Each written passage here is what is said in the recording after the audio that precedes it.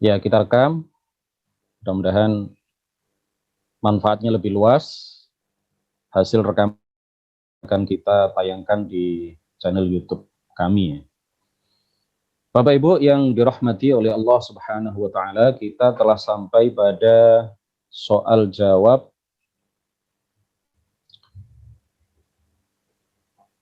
ke-15. Kita telah sampai pada soal jawab nomor 15. Qala al-muallifu rahimahullahu ta'ala wa nafa'ana bihi wa bi'ulumihi wa amaddana bi amdadihi wa afadha alaina min barakatihi amin. Ma ma'na al-khaliqi? Apakah makna al-khaliq? Ma'na al-khaliqi, makna al-khaliq ay alladhi abda'a wa kawwana jami'al hadithati, yaitu zat yang maha menciptakan seluruh makhluk, ay abrozaha minal adami ilal wujud, dari tiada menjadi ada. Fala khalqa, maka tidak ada khalaqa dengan makna bihadzal makna, dengan makna seperti ini, maka tidak ada kata khalaqa dengan makna menciptakan dan mengadakan segala sesuatu dari tiada menjadi ada, illa lillahi, kecuali bagi Allah Subhanahu wa ta'ala. Qala Allah ta'ala, hal min khaliqin ghairullah. Tidak ada pencipta selain Allah Subhanahu wa ta'ala. Allah adalah zat yang maha menciptakan segala sesuatu selainnya. Tidak ada yang ada selain Allah, kecuali ia adalah ciptaan Allah Subhanahu wa ta'ala. Dia yang menciptakan benda, mulai benda yang paling kecil yang bisa dilihat oleh mata, yaitu adzarrah. Adalah sesuatu yang seperti debu, terlihat pada cahaya matahari ketika masuk rumah melalui ventilasi udara. Kita biasa melihat pada cahaya matahari yang masuk rumah kita masing-masing, melalui jendela, melalui lubang di rumah kita, melalui ventilasi udara yang ada di dinding rumah kita, terlihat di dalam cahaya matahari itu sesuatu yang kecil seperti debu. Itu namanya dzarrah, atau disebut juga dengan istilah al-haba. Itu adalah sesuatu yang paling kecil yang bisa dilihat oleh mata. Lebih kecil dari itu mata kita tidak bisa melihatnya kecuali dengan media alat, kecuali dengan bantuan alat tertentu. Mulai dari benda yang paling kecil yang bisa kita lihat, sampai benda terbesar yang diciptakan oleh Allah Subhanahu wa ta'ala, yaitu arsy, yang merupakan atap dari surga. Surga letaknya di atas langit yang ketujuh. Arsy letaknya di atas surga. Benda yang paling kecil yang bisa kita lihat, yang bisa dilihat dengan mata telanjang tanpa bantuan alat apapun, adalah dzarrah. Benda terbesar yang ada di alam ini adalah arsy. Mulai dari benda terkecil sampai benda yang paling besar, itu semuanya adalah makhluk yang diciptakan oleh Allah Subhanahu wa ta'ala. Begitu juga perbuatan-perbuatan manusia, perbuatan-perbuatan makhluk, baik perbuatan yang ada unsur kehendak dan kesengajaan di dalamnya, ada unsur ikhtiar dan usaha di dalamnya, maupun perbuatan-perbuatan yang tidak ada unsur ikhtiar, usaha, dan kesengajaan di dalamnya. Semuanya itu yang menciptakannya adalah Allah Subhanahu wa ta'ala. Perbuatan yang ada unsur ikhtiar, usaha, dan kehendak itu adalah seperti sholat kita, ngaji seperti ini. Ada unsur ikhtiar, ada unsur kesengajaan, ada unsur kehendak di dalamnya.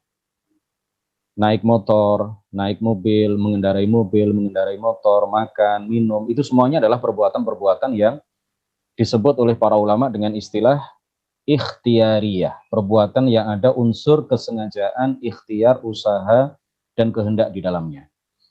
Maupun perbuatan-perbuatan yang idtirariyah, perbuatan-perbuatan yang tidak ikhtiariyah, perbuatan-perbuatan yang tidak ada unsur kehendak, tidak ada unsur ikhtiar, tidak ada unsur kesengajaan di dalamnya. Seperti apa? Seperti detak jantung kita, seperti bekerjanya paru-paru kita, ya, seperti mengalirnya darah dalam tubuh kita, seperti ketika kita kedinginan, lalu kita menggigil, bergerak, itu adalah perbuatan yang idtirariyah, perbuatan yang tidak ada ikhtiar di dalamnya. Baik perbuatan yang ikhtiariyah, yang disengaja, yang diikhtiarkan, yang dikehendaki untuk dilakukan, maupun perbuatan yang tidak ikhtiariyah, yang tidak kita ikhtiarkan, tidak kita usahakan, tidak ada unsur kesengajaan dan kehendak di dalamnya, itu semuanya yang menciptakan adalah Allah Subhanahu wa Ta'ala. Baik perbuatan yang zahir, seperti yang dilakukan oleh salah satu anggota tubuh kita yang terlihat oleh mata kita.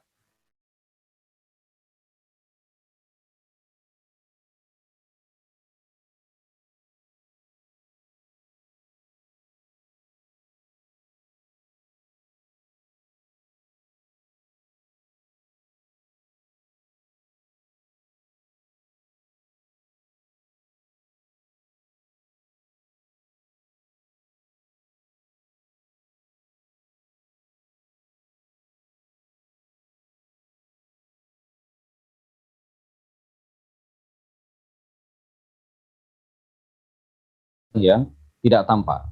Nah, baik perbuatan yang tampak maupun perbuatan yang tidak tampak, semuanya itu adalah ciptaan Allah Subhanahu wa Ta'ala. Wallahu khalaqakum wa ma ta'malun. Ada beberapa chat ini, apa ini?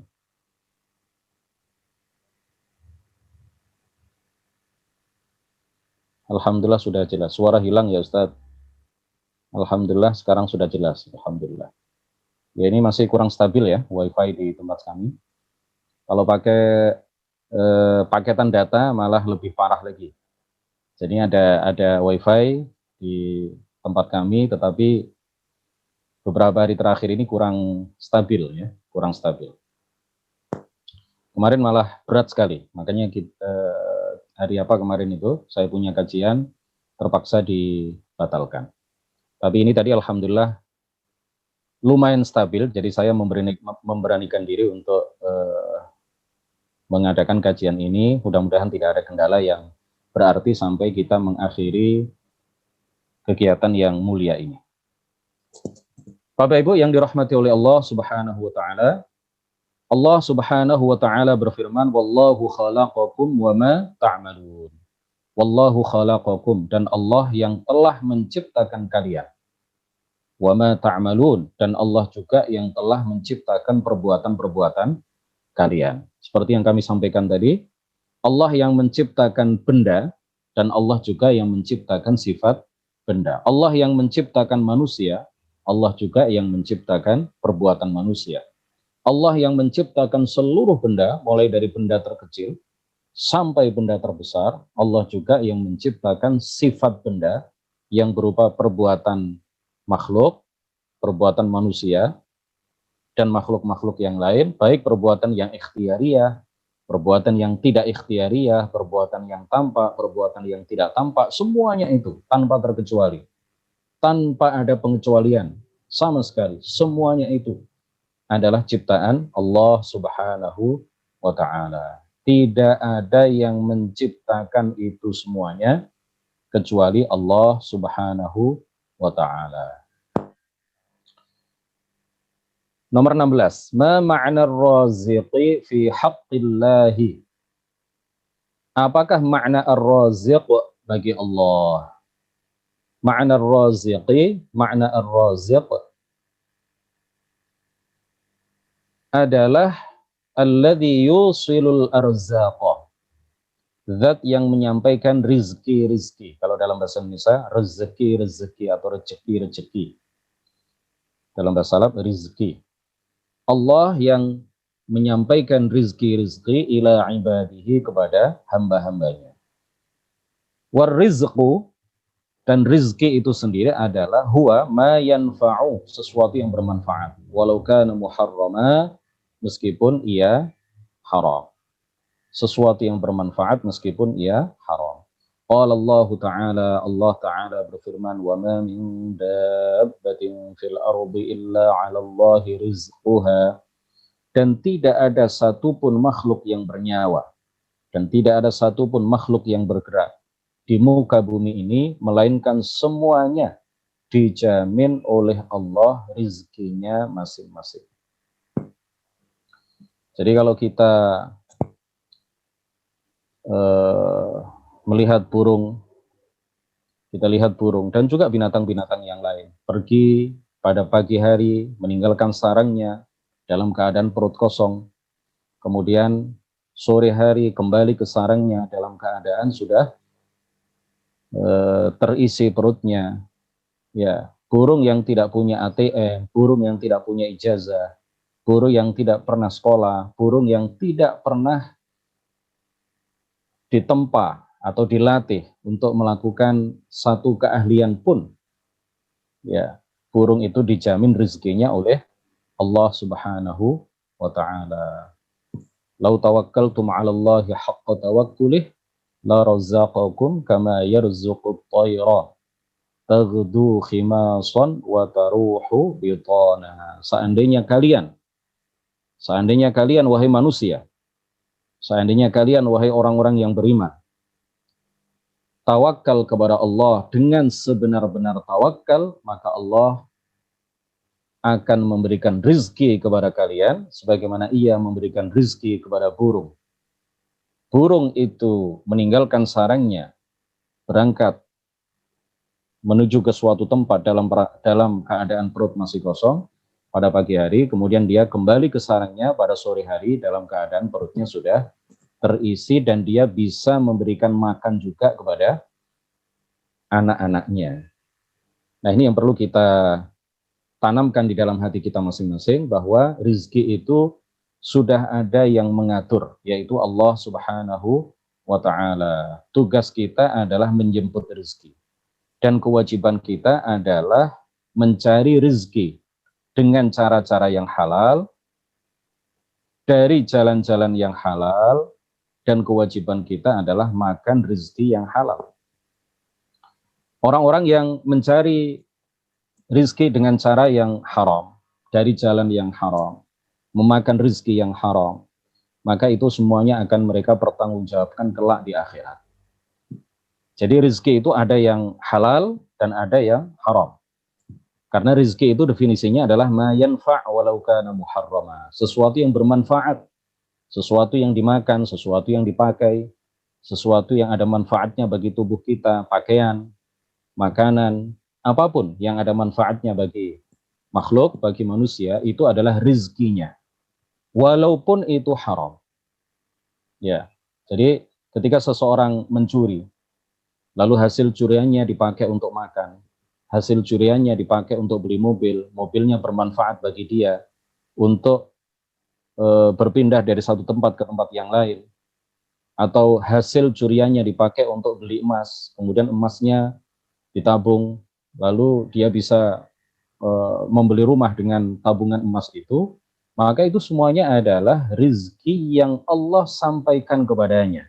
Tetapi dia akan dimintai pertanggungjawaban kelak di akhirat, karena yang dia lakukan adalah mencari rizki dengan cara yang haram, dan dia makan rizki yang haram itu. Dia manfaatkan rizki yang haram itu. Makanya kemudian para ulama mengatakan apa? Bagi orang yang memakan rizki yang haram, ya, bagi orang yang memakan rizki yang haram, maka dikatakan oleh para ulama intafa'a hissan. Ya, orang itu berarti telah intafa'a min rizqihi hissan la ma'nan. Ai huwa akala rizqahu walakinnahu 'asallaha ta'ala. Wa yuqalu lilladzi akala min halal intafa'a min rizqihi hissan wa ma'nan.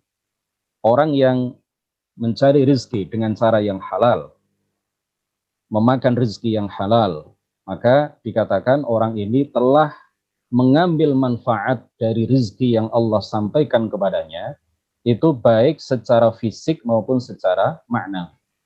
Adapun orang yang mencari rezeki dengan cara yang haram, kemudian dia memakan rezeki yang haram itu, maka itu artinya dia intafa'a min rizqihi hissan la ma'na.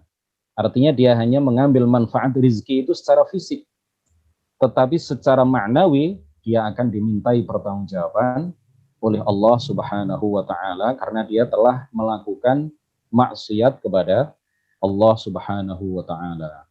Ada satu ungkapan yang sangat terkenal. Ungkapan ini diriwayatkan dari Al-Imam Asy-Syafi'i, Al-Imam Ahmad Ar-Rifai, dan juga diriwayatkan dari para ulama yang lain, Al-Hasanul Basri. Jadi boleh kita mengatakan Al-Basri atau Al-Bisri, ya.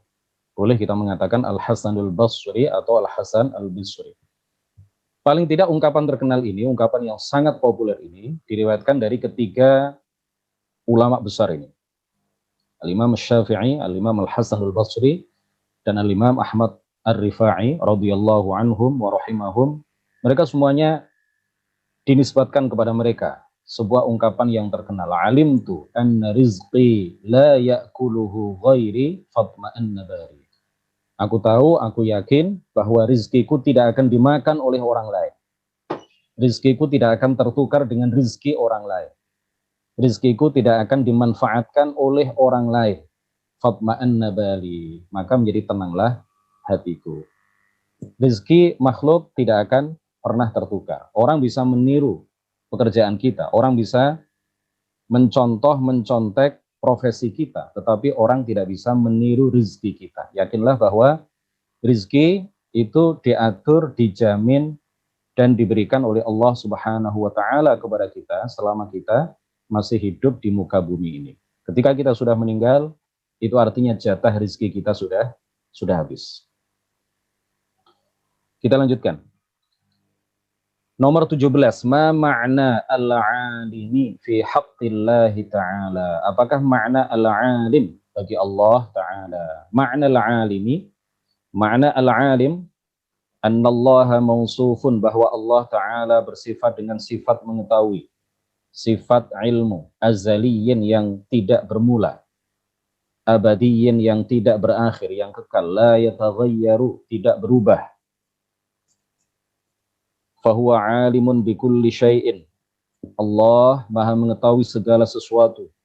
Qabla husulihi, sebelum terjadinya. Qala Allah Ta'ala, wa indahu mafatihul ghaibi la ya'lamuha illahu wa ya'lamu ma fil barri wal bahri wa ma tasqutu min waraqatin illa ya'lamuha ولا حبة في ظلمات الأرض ولا رطب ولا يابس إلا في كتاب مبين.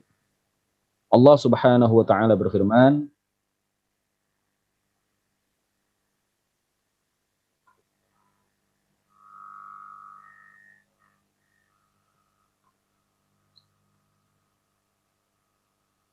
dan kunci-kunci semua yang gaib itu ada pada Allah Subhanahu wa taala. Jadi tidak ada yang mengetahui perkara gaib kecuali, tidak ada yang mengetahui seluruh perkara gaib kecuali Allah Subhanahu wa taala. Malaikat hanya mengetahui hal-hal yang Allah beritahukan kepada mereka. Nabi, Rasul, sampai Nabi kita, Nabi yang paling mulia, Nabi yang paling tinggi derajatnya, Nabi Muhammad Sallallahu Alaihi Wasallam, hanya mengetahui sesuatu yang Allah ajarkan dan beritahukan kepada beliau. Nabi Muhammad tidak mengetahui seluruh perkara gaib. Malaikat juga tidak mengetahui seluruh perkara gaib. Jadi Allah lah yang mengetahui seluruhnya. Allah yang mengetahui seluruh perkara gaib. Tidak ada yang mengetahui seluruh perkara gaib kecuali hanya Allah Subhanahu wa taala. Kapan terjadinya hari kiamat, malaikat Jibril tidak tahu. Kapan terjadinya hari kiamat, Nabi Muhammad Sallallahu Alaihi Wasallam tidak mengetahui. Yang mengetahui kapan terjadinya hari kiamat secara pasti hanyalah Allah Subhanahu wa taala. Dan masih banyak lagi hal-hal lain yang tidak diketahui oleh para malaikat, yang tidak diketahui oleh para nabi, para rasul, termasuk nabi dan rasul kita, Nabi Agung Muhammad Sallallahu Alaihi Wasallam. Dan kunci-kunci semua yang gaib ada padanya. Tidak ada yang mengetahui selain dia. Dia maha mengetahui apa yang ada di darat dan di laut. Tidak ada sehelai daun pun yang gugur yang tidak diketahuinya. Tidak ada sebutir biji pun dalam kegelapan bumi, dan tidak pula sesuatu yang basah atau yang kering yang tidak tertulis di kitab yang nyata, fi kitabim mubin, yaitu di Lauh Mahfuz. Semua yang terjadi sampai hari kiamat, semuanya tanpa terkecuali yang terjadi baik di langit maupun di bumi sampai hari kiamat, semuanya itu tertulis di Lauh Mahfuz. Semuanya sudah ditetapkan, sudah ditentukan, sudah ditakdirkan, dan sudah diketahui oleh Allah Subhanahu wa Ta'ala sebelum itu semuanya terjadi. Allah maha mengetahui segala sesuatu jumlatan wa tafsila. Ini penting untuk ditegaskan kepada kita semua. Allah maha mengetahui segala sesuatu jumlatan wa tafsila, baik secara global maupun secara terperinci. Ini penting untuk disampaikan. Kenapa? Karena ada sebagian orang yang memiliki keyakinan bahwa Allah hanya mengetahui segala sesuatu itu secara global. Allah tidak mengetahui secara rinci, satu persatu dari apa yang terjadi di dalam makhluknya. Kata sebagian kalangan, Allah tidak mengetahuinya secara detail, secara rinci. Allah hanya mengetahui yang umum-umum saja. Allah hanya mengetahui yang global-global saja. Nah, ini dikafirkan oleh para ulama. As-Suyuti mengkafirkan, Al-Imam Syafi'i mengkafirkan, Al-Ghazali mengkafirkan. Ya, mungkir orang yang mengingkari bahwa Allah mengetahui al-juz'iyat, bahwa Allah mengetahui hal-hal yang rinci, hal-hal yang detail. Oleh karena itu, wajib kita yakini, wajib kita imani bahwa Allah Subhanahu wa Ta'ala adalah zat yang maha mengetahui segala sesuatu. Tidak, pengetahuannya tidak bertambah, karena kalau bertambah berarti pernah kurang. Pengetahuan Allah tidak berkurang, karena kalau berkurang berarti itu menunjukkan sifat lemah bagi Allah. Allah bukanlah zat yang lemah, karena ia adalah Tuhan. Sesuatu yang lemah tidak layak disebut sebagai Tuhan. Allah maha mengetahui segala sesuatu sebelum terjadinya. Apapun yang sudah terjadi, apapun yang sedang terjadi, apapun yang akan terjadi, apapun yang tidak terjadi, seandainya itu terjadi, walau bagaimanapun terjadinya, Allah Subhanahu wa Ta'ala mengetahui itu semuanya, baik secara umum, secara global, maupun secara rinci, secara detail. Kita lanjutkan 18. Ma ma'na al-qadir fi haqqillah ta'ala? Apakah makna al-qadir bagi Allah Ta'ala? Al-qadir jika disebutkan untuk Allah artinya apa? Ma'na al-qadiri, makna al-qadir al-muttasifu bil qudrah, zat yang bersifat dengan sifat al-qudrah. Wahia, sifat qudrah itu adalah sifatun, sifat azaliyatun yang tidak berawal, abadiyatun yang tidak berakhir, yu'athirullahu biha fil mumkinat, yang dengan sifat qudrah itu Allah memberikan taksir, Allah memberikan pengaruh kepada segala sesuatu yang secara akal mungkin ada dan mungkin tiada, yaitu makhluk. Ya, memberikan taksir itu artinya ya menciptakan dari tiada menjadi ada. Memberikan pengaruh, memberikan taksir. Kita baca dulu ya, nanti kita terangkan. Fa qudratullahi la tata'allaqu bil wajibil wujud. Kudrah Allah Subhanahu wa Ta'ala tidak berkaitan dengan al-wajibul wujud. Nanti akan kita terangkan. Wala bil mustahilil wujud. Dan kudrah Allah juga tidak berkaitan dengan al-mustahilul wujud. Qala ta'ala, wa ya'lamu ma fis samawati wa ma fil ardi wallahu ala kulli syai'in qadir. Maknanya, dan dia maha mengetahui apa yang ada di langit dan apa yang ada di bumi, dan dia atas segala sesuatu maha kuasa. Kalau kita lihat pohon-pohonan, orang yang misalkan menanam pohon mangga di lahan yang sama, disirami dengan air yang sama, disirami dengan menggunakan tangan yang sama, disinari dengan sinar cahaya matahari yang sama, disinari dengan cahaya matahari yang sama. Kemudian dia diterpa oleh angin yang sama. Tetapi setelah sekian hari, setelah sekian bulan, dari penanaman pohon-pohon mangga itu, maka bisa kita lihat, bisa kita rasakan. Sebagian pohon mangga itu ada yang berbuah banyak. Sebagian pohon mangga itu ada yang berbuah sangat banyak. Sebagian pohon mangga itu ada yang berbuah sedikit.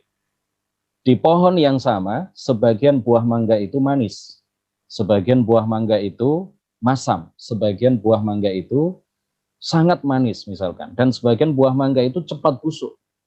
Nah, padahal pemiliknya sama, yang menyiram air ke pohon-pohon mangga itu sama, orangnya sama, airnya diambil dari sumber yang sama, ditanam di tanah yang sama, di lahan yang sama, yang saling berdekatan, cahaya matahari yang menyinari, yang memberikan cahaya, yang memberikan vitamin, katakanlah begitu, kepada pohon-pohon itu juga cahaya yang sama, angin yang ada di situ juga angin yang sama, menerpa pohon-pohon mangga itu. Tetapi kenapa buahnya berbeda-beda?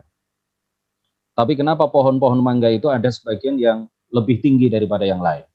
Kenapa sebagian pohon mangga itu ada yang buahnya lebih banyak daripada yang lain? Kenapa buah-buah mangga, jangankan antara satu pohon dengan pohon yang lain, di pohon yang sama itu ada yang manis, ada yang tidak. Ini semuanya adalah karena ada taksir dari Allah Subhanahu wa Ta'ala. Ada taksir yang menciptakan pohon mangga itu hasilnya ada yang lebih tinggi daripada yang lain, ada yang buahnya ada yang lebih manis daripada yang lain,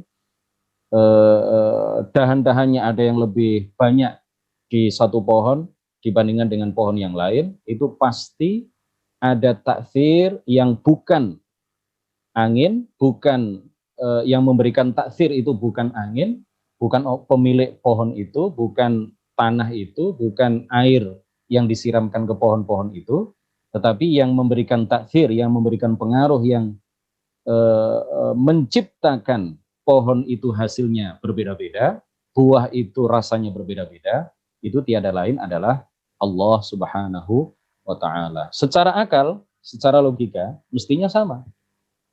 Mestinya hasilnya sama. Karena anginnya sama, cahaya mataharinya sama, airnya, anginnya sama, semuanya sama. Secara akal, secara logika, atau secara sains lah ya, hasilnya kemungkinan besar akan sama. Ya, tetapi kenapa berbeda? Karena ada taksir. Selain angin itu, selain sebab-sebab yang tadi sudah kami sampaikan, ada taksir dari Sang yang Maha Kuasa, yaitu Allah Subhanahu wa Ta'ala. Al-Qadir, dialah yang Maha Kuasa untuk menciptakan pohon mangga itu berbuah dengan buah yang rasanya berbeda-beda. Nah, dinyatakan di dalam kitab ini, di dalam kitab Bahjatun Nazar ini, bahwa sifat al-qudrah itu tidak berkaitan dengan al-wajibul wujud dan tidak berkaitan dengan al-mustahil al-wujud. Sifat qudrah perlu kita dudukkan persoalannya dulu. Fungsi sifat qudrah itu adalah mengadakan dan meniadakan. Sekali lagi, fungsi sifat qudrah, wazifatul qudrah, itu adalah al-ijad wal-i'dam, mengadakan dan meniadakan. Mengadakan apa dan meniadakan apa, yaitu mengadakan sesuatu yang secara akal mungkin ada dan mungkin tiada, yaitu makhluk. Meniadakan apa? Juga meniadakan sesuatu yang secara akal mungkin ada dan mungkin tiada, yaitu apa? Makhluk. Adapun al-wajibul wujud, sesuatu yang secara akal pasti ada, sesuatu yang secara akal tidak mungkin tiada, mustahil tiada, yaitu Allah dan sifat-sifatnya. Karena ia tidak mungkin ditiadakan, maka nggak ada kaitannya dengan sifat qudrah. Karena sifat qudrah tadi tugas atau fungsinya apa? Mengadakan dan meniadakan. mengadakan sesuatu yang mungkin ada secara akal dan meniadakan sesuatu yang mungkin tiada secara akal. Adapun sesuatu yang pasti ada secara akal, maka tidak bisa ditiadakan, yaitu Allah dan sifat-sifatnya. Berarti sifat kudrah tidak ada kaitannya dengan sesuatu yang secara akal pasti ada dan tidak bisa ditiadakan, yaitu Allah dan sifat-sifatnya. Al-wajibul wujud yang dimaksud di sini adalah Allah dan sifat-sifatnya. Begitu juga sesuatu yang mustahil ada, karena dia tidak mungkin diadakan. Sesuatu yang secara akal mustahil ada, bagaimana mungkin bisa diadakan? Maka nggak ada kaitannya dengan sifat kudrah. Contohnya seperti apa? Kawujudi syariki ma'allah, seperti adanya sekutu bagi Allah. Seperti adanya sekutu atau Tuhan selain Allah. Itu adalah sesuatu yang secara akal mustahil ada. Sesuatu yang secara akal tidak mungkin ada. Oleh karena itu tidak berkaitan dengan sifat kudrah. Karena tidak bisa diadakan. Sifat kudrah fungsinya mengadakan atau meniadakan.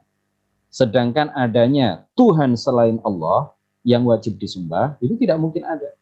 Berarti nggak ada kaitannya antara sifat kudrah dengan sesuatu yang mustahil ada. Ini penting sekali untuk menjawab sebuah pertanyaan.